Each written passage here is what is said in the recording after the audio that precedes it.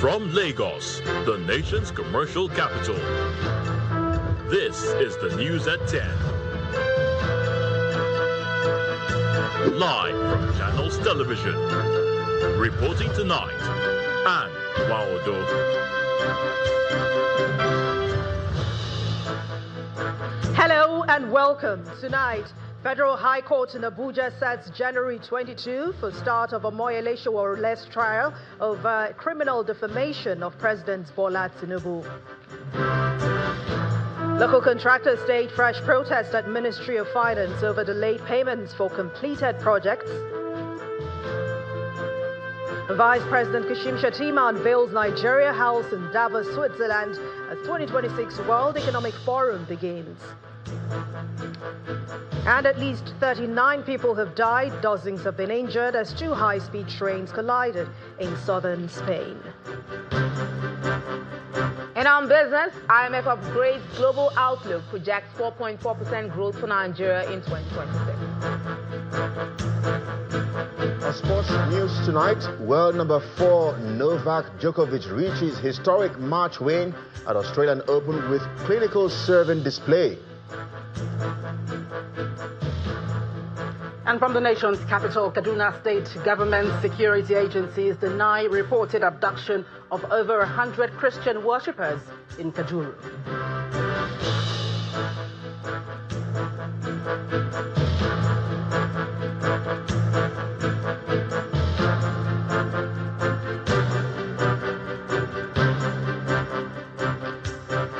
We begin tonight at the Federal High Court Abuja, where Justice Mohammed Umar has fixed January the 22nd, 2026, to begin the trial of the presidential candidate of the African Action Congress in the 2023 election, Mr. Omoyele Sowore, for alleged criminal defamation of President Bola Tinubu. The Department of State Services had in September 2025 filed a 5-count charge against Mr. Sowore that he referred to the president as a criminal. Following the request by counsel to the DSS, Mr. Akinyolu Kehinde, the judge on Monday struck out names of social media platforms X, formerly known as Twitter, and Meta Incorporation, which is the parent company of Facebook, which were co-defendants in the case. Our correspondent, Emanuela Ekele, reports.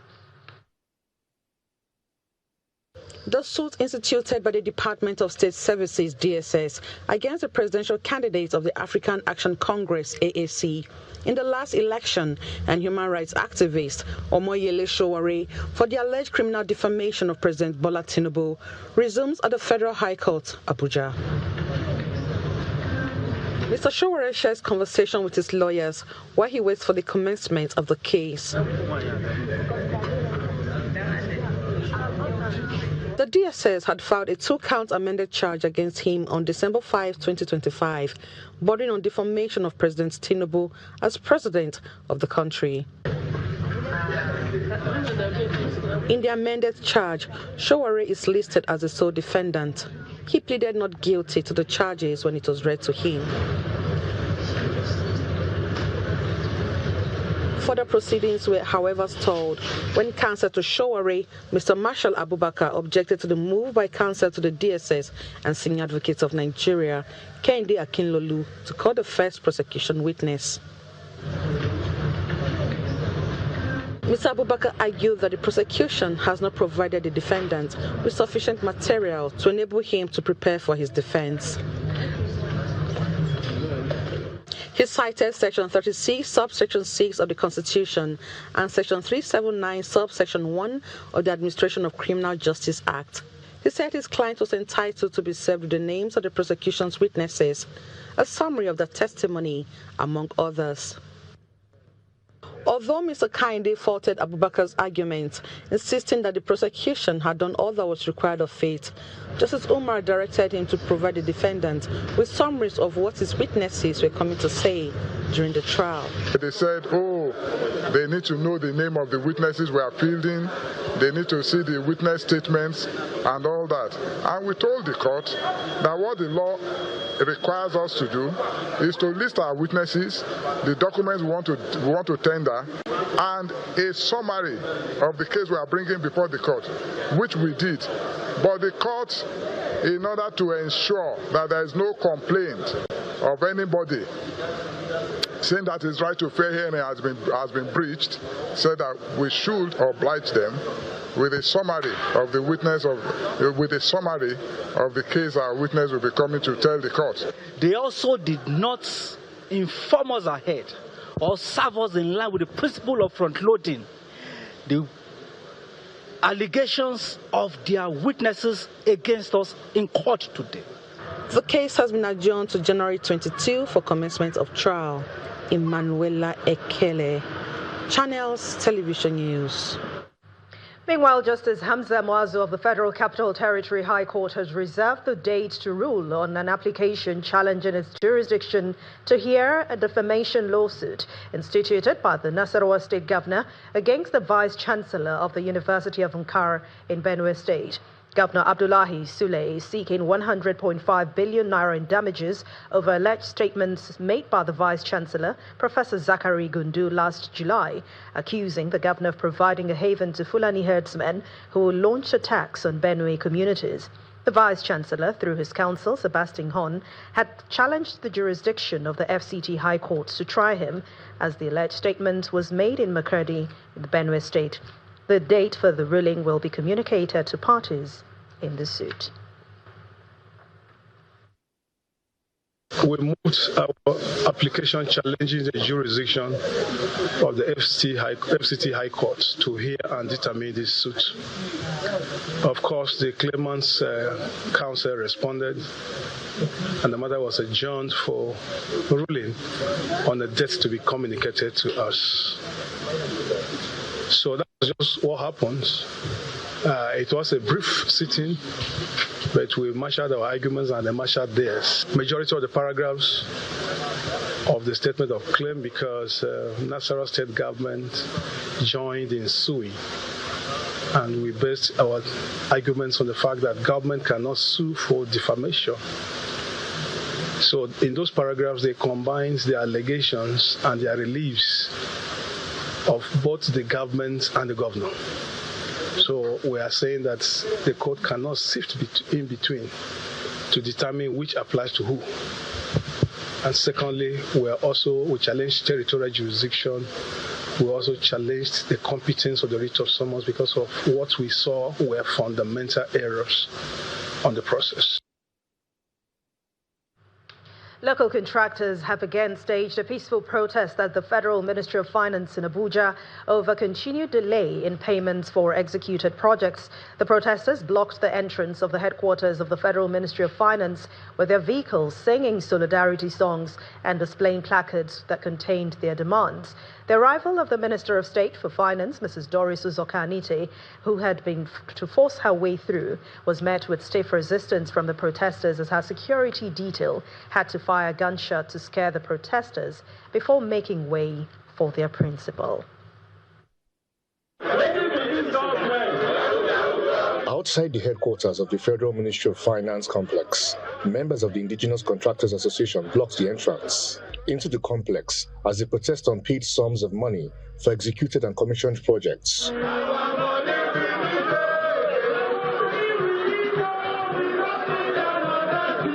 Holding placards with messages highlighting their demands, the protesters vow not to back down until they are paid.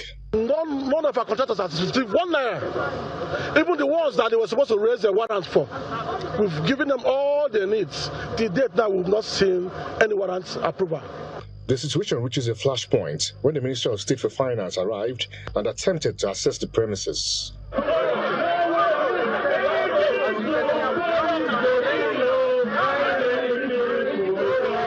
The protesters refused to yield to the security demands to clear a path for her convoy, resulting in a gunshot, which worsened the tense atmosphere.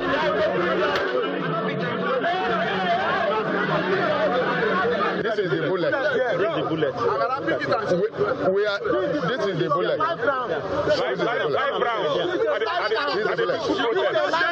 At a peaceful protest. We are harmless. We do not have anything with us. We are just sitting down, protesting peacefully, demanding for our money. Efforts to call for a meeting with the Minister of State for Finance after the initial standoff failed.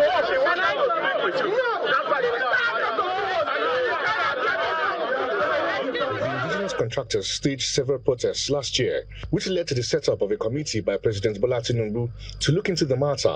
The protests had either received the attention of the National Assembly, who summoned the Minister of Finance and the Accountant General of the Federation back then to make some clarifications.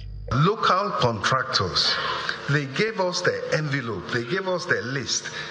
From December 5, their funding has been available. They know it is available. Okay. So, Accountant General, please, can you confirm? As the Honourable Minister said, funding has been provided, payment started. Specifically for the indigenous contractors, we've gone more than 80% on their own. For now, the protesters have vowed to continue their demonstrations until their demands are met, as they accuse the government of prioritizing other expenditures while their members face bankruptcy and in some cases death due to financial difficulties. And staying in the FCT, workers of the Federal Capital Territory Administration have declared an indefinite strike from Monday, January the 19th, 2026, over unpaid promotion arrears. Addressing journalists at the FCTA Secretariat, the president of the Joint Action Congress, Mrs. Rifkatu Artua, says the action followed the administration's breach of trust, inaction, and deliberate demoralization of its workforce through a litany of unresolved grievances. Meanwhile, the Federal Capital Administration says that 10 out of the 14 demands of the workers have been met, describing the strike as unnecessary and ill-motivated. This is the Federal Capital Development Authority complex, which houses most of the agencies under the Ministry of the FCT. Workers under the ministry have shut down government activities over unpaid promotion arrears, among other labor issues.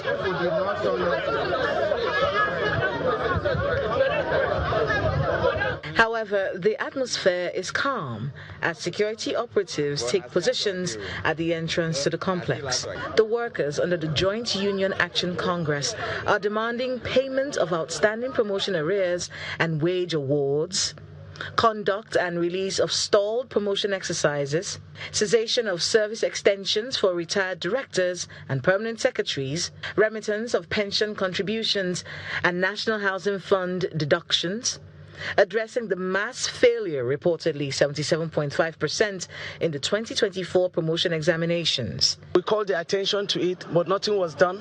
And before we know it, they gave us a 22.5% success rate, and we know that we are not dons in the FCT, and we know that this is not what should be, so it's part of our agitation.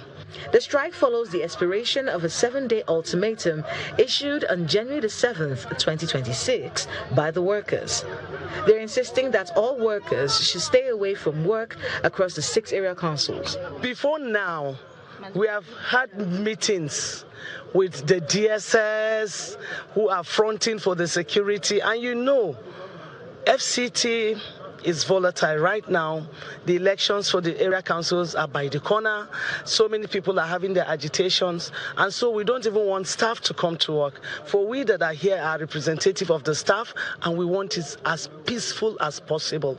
Meanwhile, the FCT administration clarifies that most of the workers' demands have been met. A statement issued by the Senior Special Assistant to the FCT Minister, Mr. Larry Olayinka, states that 10 out of the 14 demands of the workers that are on strike have been met. The statement describes the strike as unnecessary, ill-motivated, and aiming at achieving other purposes. The workers are insisting that they will continue the industrial action until their demands are met. In part 2, after the break, experts call for review of Nigeria's education policy as University of Lagos kicks off activities for its 56th convocation.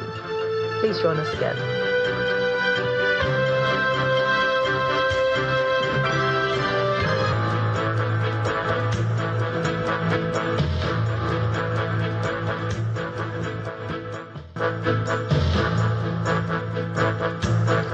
Welcome back. If you've just joined us, you're watching the news at 10 on Channels Television, broadcasting live from Lagos. A reminder of our main stories. Federal High Court Abuja sets January 22nd for start of Omoyele Sowore's trial over criminal defamation of President Bola Tinubu.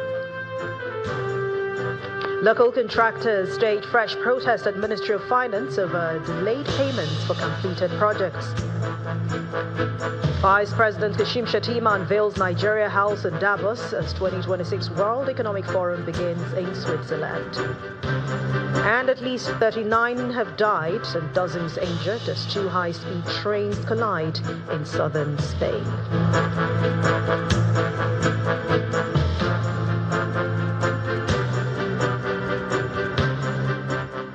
To Switzerland now, where Vice President Kashim Shettima has reaffirmed Nigeria's renewed readiness and resolve to take its place as an active participant in shaping global economic conversations. He stated this when he officially opened the first ever Nigeria House in Davos on the sideline of the ongoing World Economic Forum. Vice President Shettima said that while nations do not prosper in isolation, Nigeria's future growth depends on deliberate structured engagement with the global economy. It is pertinent to mention that 1 out of every 4 black men is a Nigerian. And by 2050, Nigeria will surpass the United States, will be the third most populous nation on earth with a population of 440 million people. These signals matter because they speak to stability, to direction, and credibility. They reflect an economy regaining its bearings and preparing for deeper industrialization, stronger infrastructure, an expanded digital and services economy, scale climate and energy investment, more competitive trade systems, and greater value creation across manufacturing, agribusiness, technology, creative industries, and export-oriented sectors are no longer aspirations. They are active priorities. Growth is projected to exceed 4% over the coming years, positioning Nigeria for its strongest medium-term outlook in more than a decade. But growth figures alone do not tell the full story. What we are building is an economy that works for investors because it works for its people. An economy anchored on productivity, resilience, and inclusion. An economy that rewards innovation, protects capital, and respects contracts. That is the Nigeria we are presenting to the world through this House. We therefore seek to build stronger partnerships. And for Nigeria to make an appreciable progress in its quest towards impactful development, the country must rethink its education policy. And that's the consensus during the University of Lagos's 56th Convocation lecture with a theme, Maximizing Nigeria's Demographic Dividend Through Urgent Education Reform for Global Competitiveness in the 21st Century, held at its institution as part of activities to usher in this year's convocation ceremony. Top brass of the University of Lagos, including the Vice-Chancellor, Professor Folashade Ogunshola, former Vice-Chancellor and Chairman of the occasion, Professor Rahman Bello, Pro-Chancellor and other guests are here to witness the 56th Convocation Lecture holding at the Ade Ajayi Hall. In her welcome address, the Vice-Chancellor of the University, Professor Folashade Ogunshola, said the authorities must rethink Nigeria's education sector and tap into the demography of the country's youth population for national development. Nigeria, with a population of 226 million, has a large and growing youth population with about 70% under the age of 30. And the median age 18.1 years. This large youth group must be educated to actualize their massive potential as a workforce and consumer base that is crucial for economic growth and for shaping our future. Chairman of the lecture and 11th Vice-Chancellor of UNILAG, Professor Rahman Bello, said this lecture will complement previous editions in line with the VC's vision for the university. This lecture on maximizing Nigeria's demographic dividend through urgent educational reform for global competitiveness in the 21st century, which is to be delivered by Mr. Odan Otto, have been well described by Madam VC herself in her opening remarks. I believe that this is going to complement the previous ones because it's going to be looking at and paying emphasis on major inputs and outputs of the university system. The guest lecturer, whose founder, Slum to School Africa, Orondam Otto, restates the need for all to play a role in the education of the African child and ensure the continent's benefits from its youth demography. As a nation, we understand that our greatest resources are not our mineral resources. They are not our natural resources. They are what? Human resources. And if we are really going to maximize that, we need to ensure that we prioritize our children. So what is demographic dividend? Economists will define it as a period where the country's working age population is larger than its dependent population. He advocates better ways of managing the continent's educational system. The first most radical reform I want us to think about today is that Nigeria needs to define a clear, compelling education, long-term national vision, one that is not owned by a government or a political party, but by the nation itself. The 56th Convocation Lecture of the University of Lagos presents another opportunity to bring challenges within the Nigerian educational space to the front burner, with emphasis on the urgent need for all stakeholders, especially government, to be more deliberate about education of the youth population and to position Nigeria as a global player across all spheres of human endeavor. Aker Group PLC has congratulated US-based Nigerian professional Dr. Henrietta Ukwu on her recent inclusion in Marquis Who's Who, one of the United States of America's oldest and most respected biographical directories. The prestigious listing recognizes individuals with notable accomplishments and influence in their fields, placing Dr. Ukwu alongside global leaders in business, science, public service, and culture. Dr. Henrietta Ukwu, a physician, infectious disease expert, and global regulatory leader, who currently serves as Executive Vice President and Chief Regulatory Officer at Novavax Incorporated, now has a new feather added to her cap. Her inclusion in the Marquis Who's Who, one of the United States' oldest and most respected biographical directories. Commending Dr. Ukwu, Aker Group, a leading oil and gas servicing firm, in a statement signed by the group's managing director and CEO, Alfred Okoegun, described the recognition as timely and well-deserved, highlighting over 3 decades of professional excellence. Aker Group recalled Dr. Ukwu's early recognition at the company's 2001 Nigerian Excellence in Science and Technology Nest Awards in London, which it says is a testament to a long-standing integrity, clarity of purpose, and an unwavering commitment to excellence.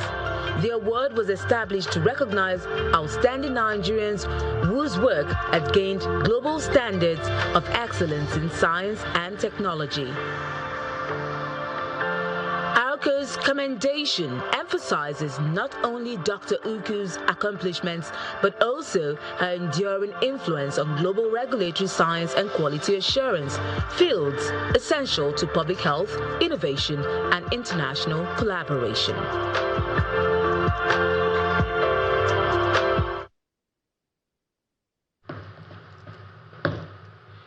We continue the news at 10, but we head over to our nation's capital, Abuja, where Gloria Omezoke is standing by to bring us more stories. Hello, Gloria. Thank you, Anne. We begin with the governor of Kano State, Mr. Abba Yusuf, who was at the State House Abuja today to meet with President Bola Tinubu. His visit to the State House comes amid reports of his possible defection from the new Nigeria People's Party, NNPP, to the All Progressives Congress, APC. After about 3 hours in the president's office, the governor emerged but declined all attempts by State House correspondents to speak on the reason for his visit.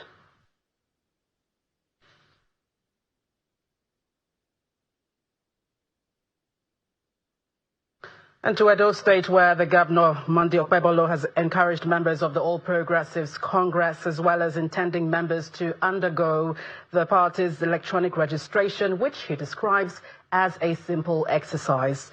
Governor Okpebolo gave the advice following his completion of the process and receipt of his registration card in his hometown, Irua, a central local government area of Edo State. The coordinator of the e-registration exercise of the APC in Eson Central says the e-registration exercise is designed to give members equal right and opportunity. Is going to give equal opportunities to all party members, and that's why we are urging all the party members to go to their various polling units to register. We expect every APC member should have their membership card through the e-registration. Now I have my 001 as Edo governor, being number one citizen of Edo, so I have my registered APC card now. I want to say that every citizen, every APC member should go and register. Still in politics, the members of the All Progressives Congress across the 27 local government areas of Imo State have reaffirmed their commitments to the re-election of President Bola Tinubu in 2027 presidential election. At a stakeholders meeting held in Isiebu community in Isiala, Mbano local government area, former senator representing Imo North Senatorial District, Ifeanyi Ararume, says the party in the state is fully mobilized to deliver at least 2 million votes for President Tinubu. This is election year. To talk about our party, the APC, to interact with you, to tell you the need to continue to support our party.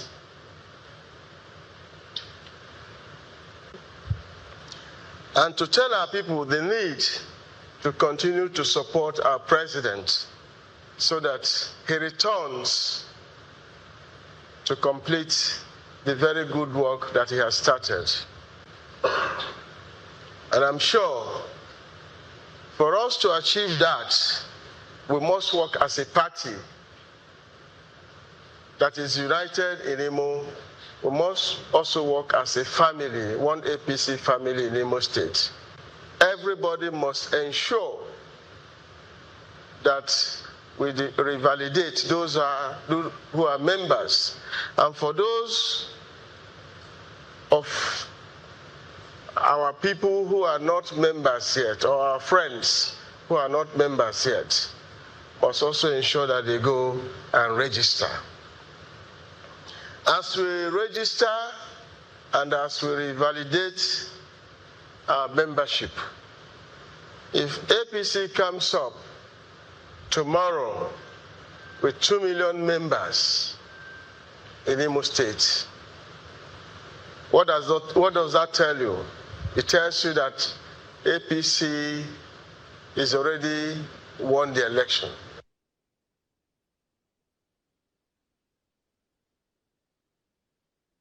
But still ahead on the news at 10, IMF upgrades global outlook, projects 4.4% growth for Nigeria in 2026. That's on Business News. Please join us again. Still watching the news at 10, coming to you live on Channels Television. To security matters, the Kaduna state government and security agencies have debunked reports of abduction of over 100 Christian worshippers by bandits during a church service in Kuminwale village in Kajuru local government area of the state. The State Commissioner for Internal Security and Home Affairs, Mr. Sule Shuaibu, made the clarification after the State Security Council meeting chaired by Governor Uba Sani. He says the claims about the abduction of such a large number of worshippers is totally false and misleading, describing it as the handwork of conflict merchants who do not like the prevailing peace in the state.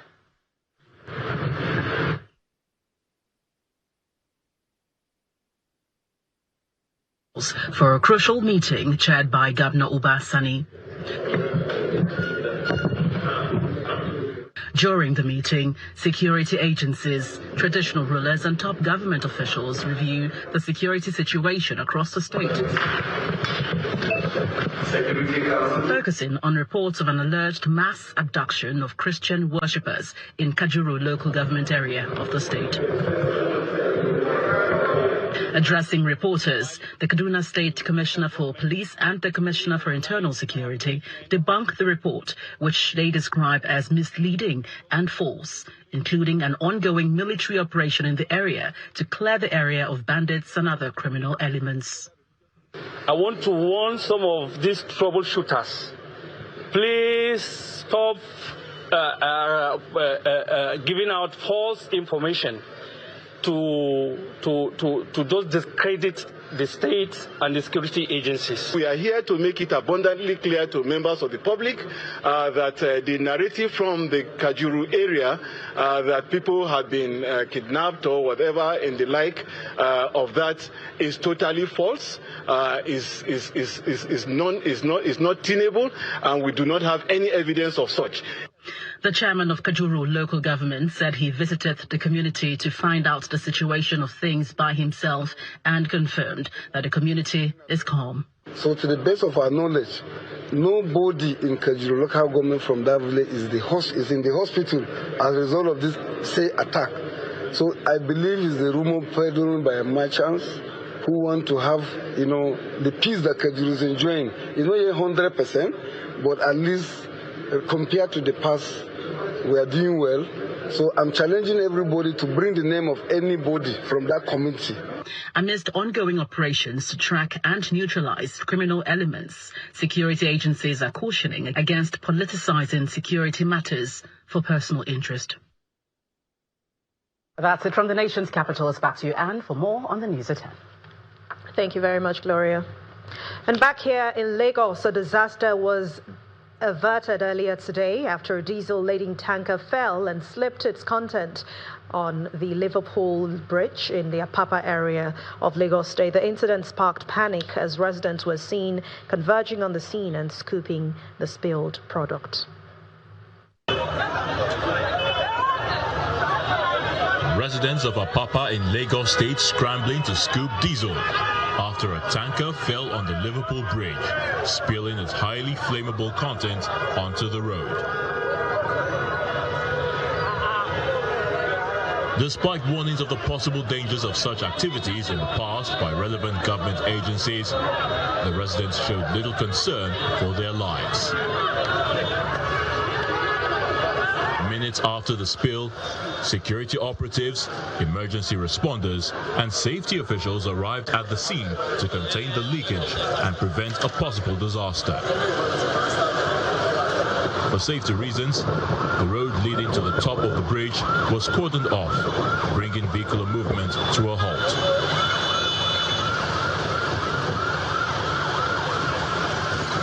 It was a single accident and a massive fall on the side of the passenger of the truck.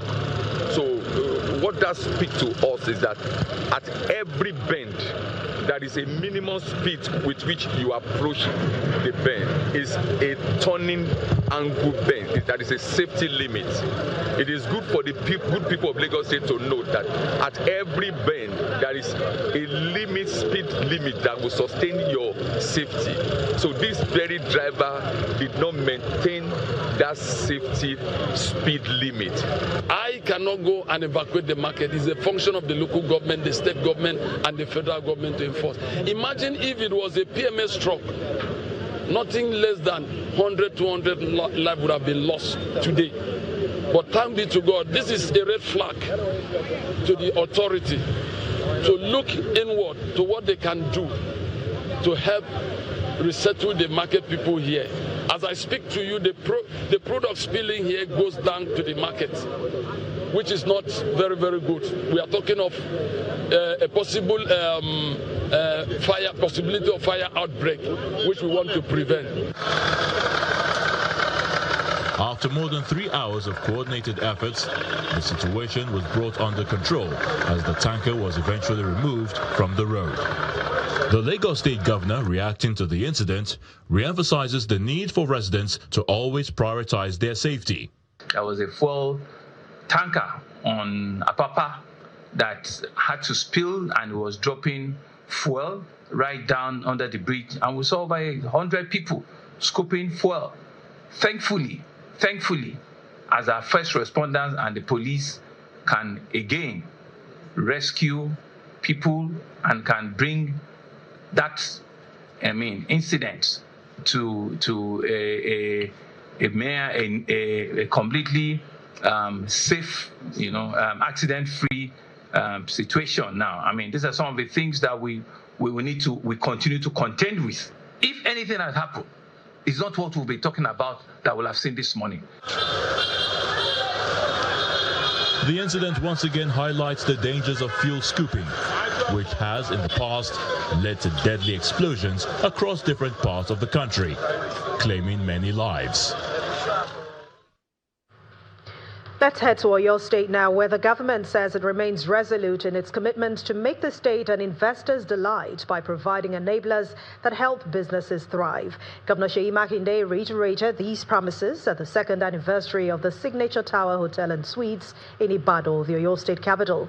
Represented by his deputy, Bayo Lawal, the governor says that hospitality is an important area for the government. A significant return on investment must be made possible. According to him, the Signature Hotel brand has made the state very proud in just 2 years of quality service and unmatched hospitality. It's been 2 exciting years for the Signature Tower Hotel and Suites, and the management rolls out the drums, spreads the red carpets for customers, staff, and other dignitaries to celebrate the milestone. The pace-setter state, Oyo State. Representing Governor Seyi Makinde, his deputy Bayo Lawal, in his address expresses delight at the pride of place taken by the hotel in Ibadan, leveraging on the enabling environment to set a new standard for hospitality business in the state. As far as Oyo State government is concerned, realizing the fact that we are evolving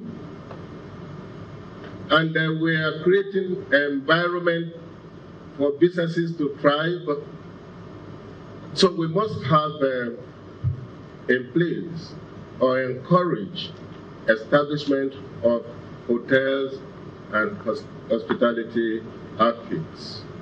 Timeless luxury, elegance, comfort, and partnership that stands against the odds are some of the promises delivered with each experience at the Signature Hotel and Towers, Ibadan. Like every meaningful journey, the journey has not always smooth. We have faced challenges, adapted to change, and learned valuable lessons. Yet, through it all, we have remained focused and more determined. What began as a small dream has evolved to a global brand that would not relent. In just 2 years, the Signature Tower Hotel and Suites has raised the bar of boutique hospitality in Ibadan.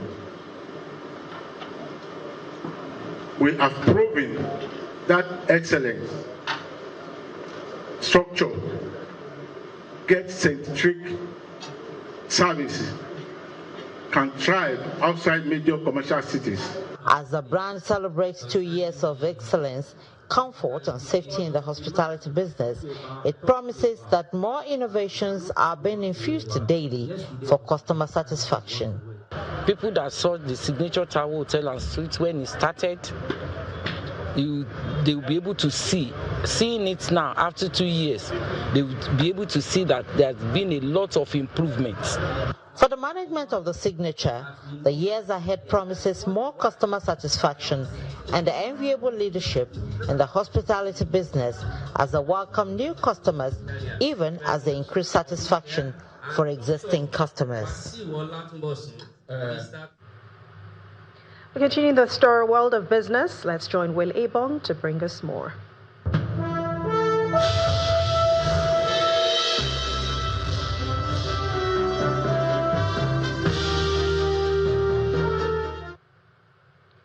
Thank you, Anne. I think I bring good news. The global economy is now expected to grow faster than it earlier projected at 3.3% in 2026, and that's according to the International Monetary Fund. The IMF says this is driven by businesses adapting to ease to U.S. tariffs and a surge in AI investments, boosting asset values and productivity expectations. And for Nigeria, growth is forecast at 4.4% this year, in line with the World Bank's projection, though the IMF predicts a slight slowdown to 4.1% in 2027. Now, Sub-Saharan Africa's economy is expected to expand 4.6% in 2026 and 2027. That's supported by steady investment, trade, and a gradual recovery in key sectors. Now to Lagos, the state governor, Babajide Sowore, has signed a 4.4 trillion naira 2026 budget into law. And Governor Sowore, who signed the budget at Lagos House, as Lausa Ikeja says, it is anchored on 4 pillars: a human-centered approach, modern infrastructure, a thriving economy, and effective governance aligned with the state's THEMSS Plus agenda. The lawmakers in the State Assembly approved the bill for the 2026 fiscal year, which will be reflected across the 5 divisions of the state.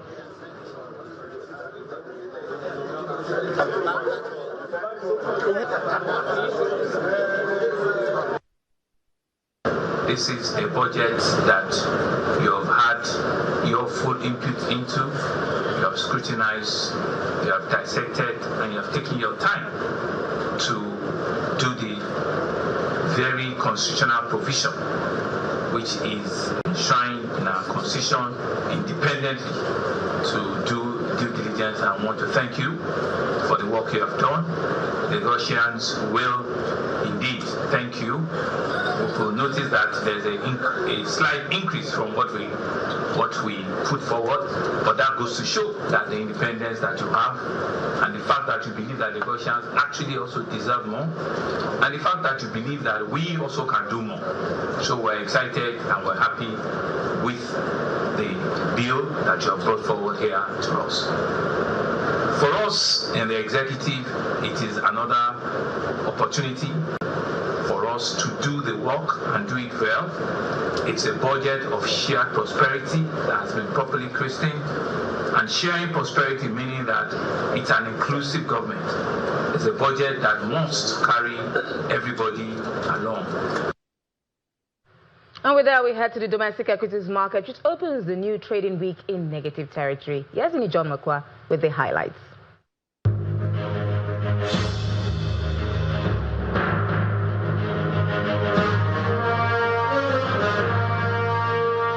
Good evening, everyone. Welcome to the stock market reports, where we begin this week on a negative. But it's not so bad. It's just a normal cycle in the markets. Profit taking after huge gains have been made. So today we saw 11 billion naira taken out by investors. But the market cap is still on a 106 trillion naira level. The all share is also still on the 166,000 level, but it's in the red. But it's almost ignorable. You can see here 0.01%. Now let's look at the sectors, and we see good news there. Banking is up today. Accessco is worthy of note, because for most of last week we saw Accessco in the red, but today it brought up those green color here. Banking we see because of Accessco and Zenith Bank. Consumer goods, however, didn't get that favored by investors. Champion PZ had profit taken, and so it's down almost 0.5%. Oil and gas is, however, on the flip side, 0.06% in the green because of Japan Gold and O&O. Now look at the top trades, and we see the trades or the stocks of interest to investors today. NSL Tech made it first. Volume of trade 80 million. And then Accessco also, remember we talked about Accessco earlier, 51 million. And then Jahi's Bank also. So at the close of trade today, unfortunately, we're starting the week with the bear.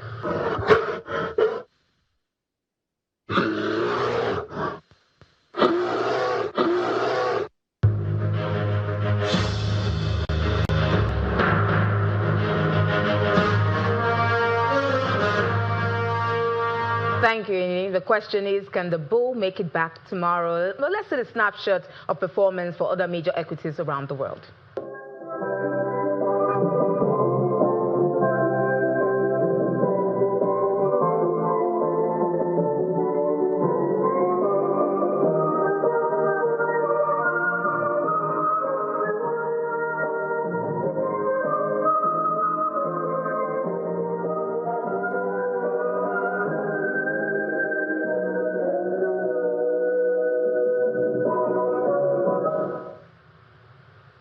And that's business news. I am Will Ibang. It's back to you, Anne.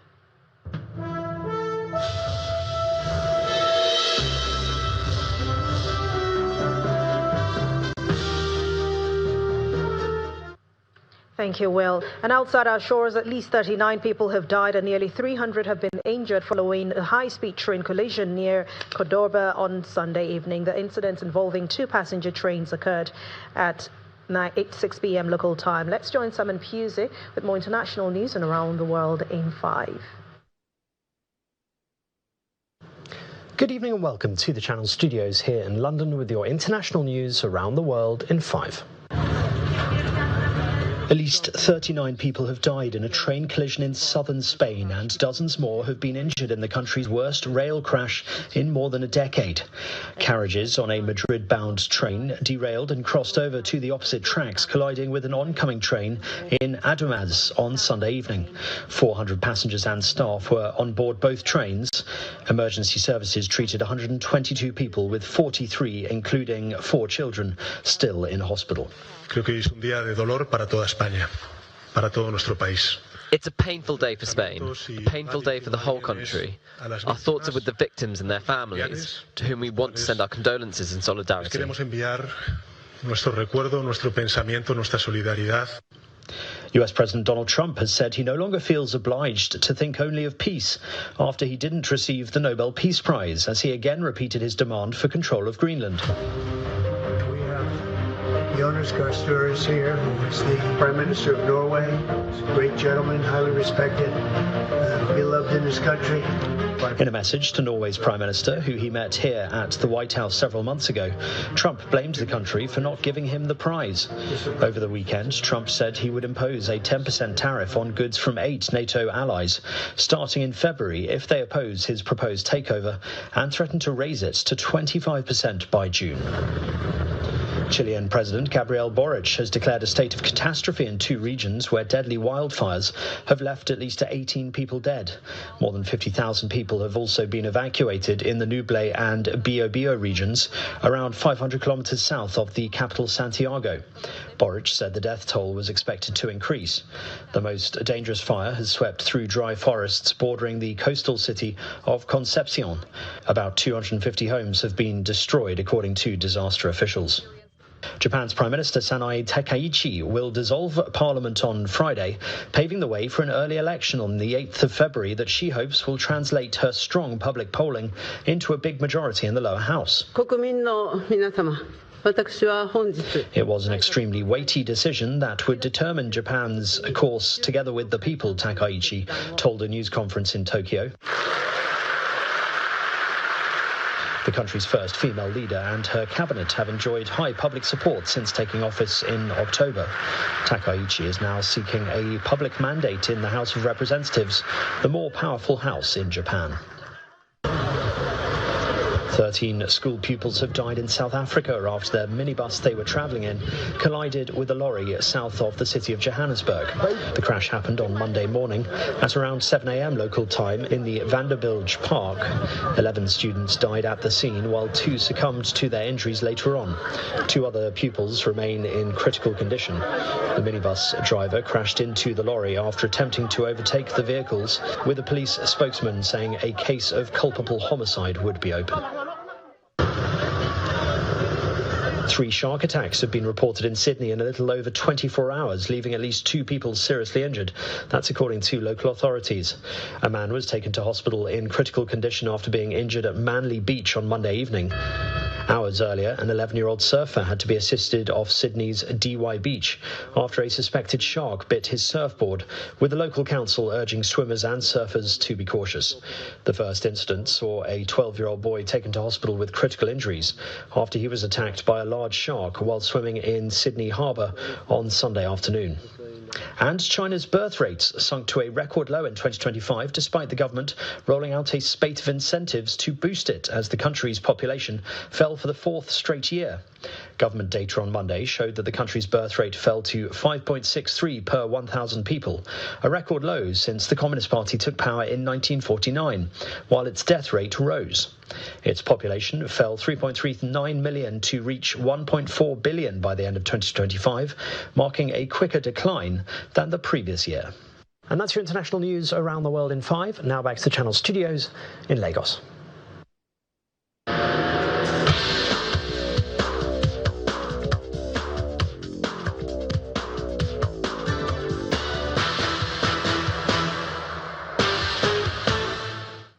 Many thanks indeed, Simon, and welcome to Sports News. The National Sports Commission will work closely with the Nigeria Football Federation to ensure Eric Shell stays as head coach of the Super Eagles of Nigeria and also gets the needed support, where Shell led the three-time African champions to a 9th bronze medal at the 2025 Africa Cup of Nations when he defeated the Pharaohs of Egypt 4-2 on penalties at the third-place match in Casablanca, Morocco. Well, the Commission and the NFL worked together to bring Eric Shell. We authorized it. Since Eric Shell came on board, it is a commission that has been paying his salaries.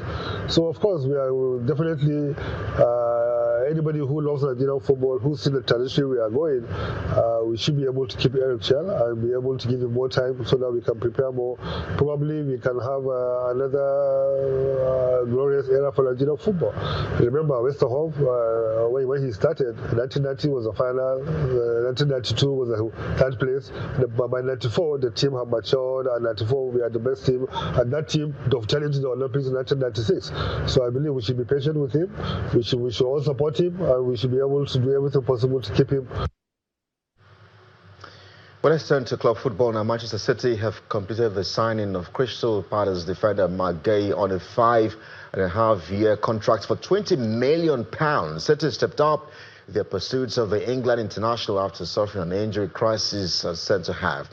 But the player who came close to joining Liverpool on transfer deadline day in September last year, City's second signing of the January transfer window after the capture of Ghana winger Anton Semenyo from Bournemouth for about £65 million. Let's head to the tennis courts now, where the world number 4 Novak Djokovic delivered a serve, and perhaps there's no stopping for the legendary tennis player Novak Djokovic. That's Sports News Tonight. I'm Kelly Eggy. Guys, back to Anne.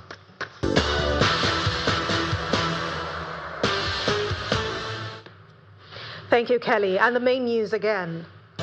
A federal high court in Abuja today set January the 22nd for the start of Omoyele Sowore's trial over criminal defamation of President Bola Tinubu.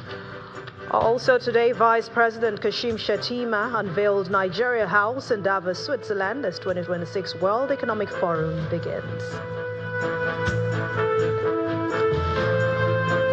And that's the news at 10 tonight. Thank you so much for watching. I'm Anne Nwawade. From all of us here, it's good night.